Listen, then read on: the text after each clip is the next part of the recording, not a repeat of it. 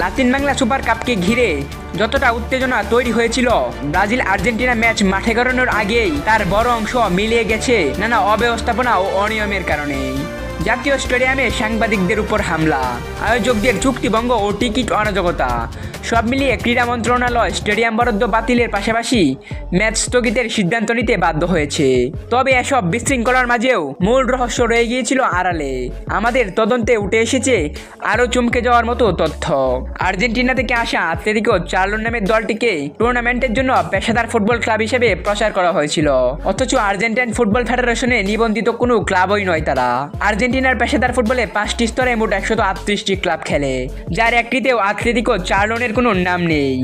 মূলত বুয়েন্স আয়ার্স প্রদেশের general villagers নামে একটি গ্রামে কয়েকজন তরুণ মিলে যে দলটি গড়ে তুলেছে, সেটিকে পেশাদার আর্জেন্টাইন ক্লাব হিসেবে সাজিয়ে বাংলাদেশে আনা হয়েছে।